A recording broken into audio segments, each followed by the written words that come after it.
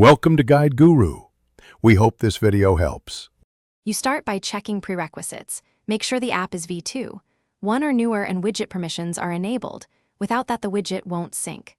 Once confirmed, open the Widgets panel by long pressing an empty area on your home screen or going to Settings Widgets. Next, find the Focus widget. Use the plus button and type Focus to filter results. Drag the chosen widget onto your home or lock screen and release. The system will reserve space and prompt initial configuration options. Once the widget sits on your screen, tap it to open configuration.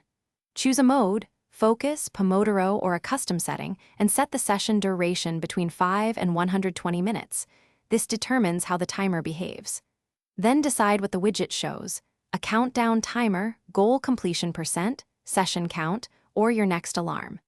Make sure to enable Cloud Sync if you want sessions mirrored to other devices, and assign a label or color for quick recognition. When done, save to apply changes immediately. To finalize, test the widget by tapping Start and confirming the timer runs, notifications fire, and stats update.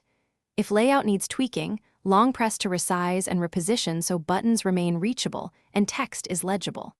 Once satisfied, lock the layout or add duplicates for different modes. If something goes wrong, try a simple restart of the app first, then toggle widget permissions in Settings.